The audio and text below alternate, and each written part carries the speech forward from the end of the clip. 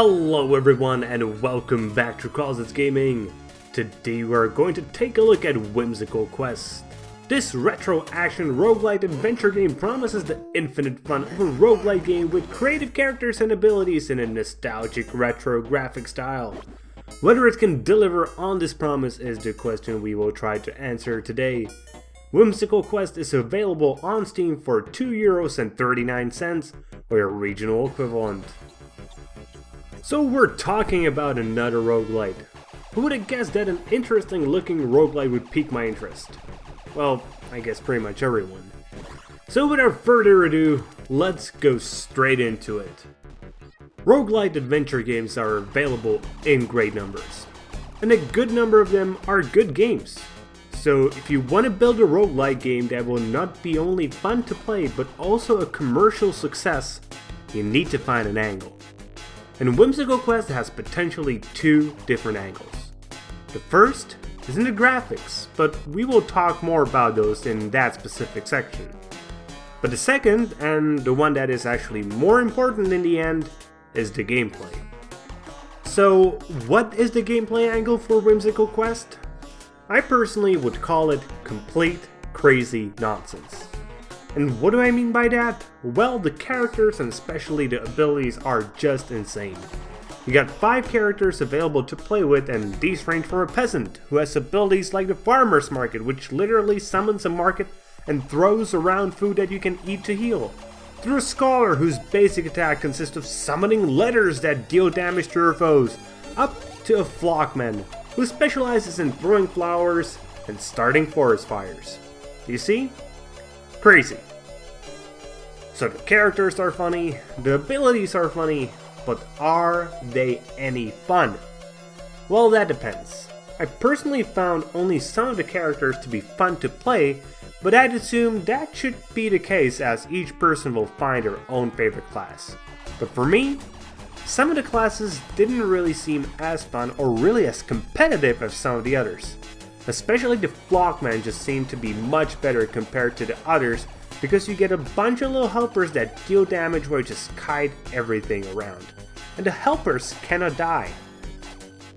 Now, if we take a look at the combat itself, it's the standard. Nothing special about it. You use your abilities to kill foes and heal and move around to dodge their attacks. It's really super simplistic. But that doesn't mean it's not fun. It does get a bit repetitive over time though, so I suggest you don't play Whimsical Quest in long sessions. So that's pretty much it for what you get to use. But what does the game use against you? Well, tons and tons of enemies. They range from balls that just roll at you to weird branchy tree things that shoot what honestly looks pretty much like long pieces of poop at you. Yeah, poop. Their variety is decent enough though, especially in the beginning. But as you play more, you start to see that they repeat a lot, like a ton. And if you want to play this game repeatedly, get used to seeing the same enemies over and over and over again. But regular mobs aren't the only thing that is waiting for you. You also have bosses to deal with. These are fairly okay, but depending on your class, they can be either really hard to deal with or a complete joke.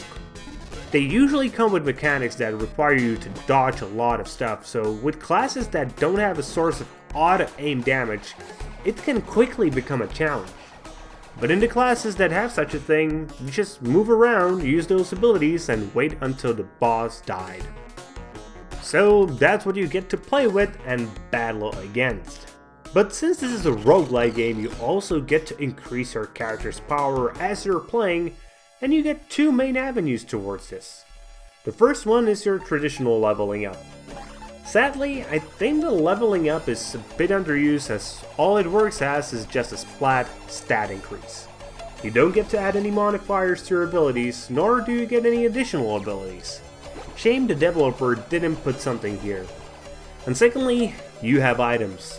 A lot of items. And these again range from simple stat increases to heroic abilities that allow you, for example, stop time or even set up rocket launchers. So, when you put all of this together, how does the game feel? actually not bad at all. Obviously, it's not gonna be the best game ever, but sometimes you just have to take the price of the game into consideration as well. And when you do that, Whimsical Quest actually comes out looking pretty good. The combat is simple, yet fun. The progression systems are simple, yet fun. And the same can be said about the enemies. They're simple, but still fun. So that is the gameplay, and it is now time to take a look at the graphics. And well, the graphics are really retro. Like, they look the game could be coming from the late 70s. Yeah, that much retro. Yet, honestly, I think they actually work well. They come with the added benefit of even your calculator being able to run this, and honestly, if you buy Whimsical Quest, you're probably gonna appreciate them. A very similar thing can be said about music. It's retro. And honestly, pretty good retro gaming music. I've highly considered putting some of the tunes into my phone for regular listening. And last of all, performance. I haven't had the game crash, and as stated previously, the game could run on even a calculator these days. There was one weird thing though. The menus seem to sometimes not work, especially the audio slider. Hopefully this gets fixed in a quick update. So, in conclusion, Whimsical Quest is a decent retro roguelite adventure game, especially for its price.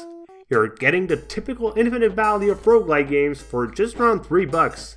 That's certainly not something that will cut into your monthly budget. So if you're a fan of either retro games or a fan of roguelite games, I can surely recommend it. So that's it for today, guys. I hope you liked the review, and if you did, please consider giving us a thumbs up here on YouTube and subscribe to the channel. And comment if you have anything you would like to add. See you guys later with more gaming content.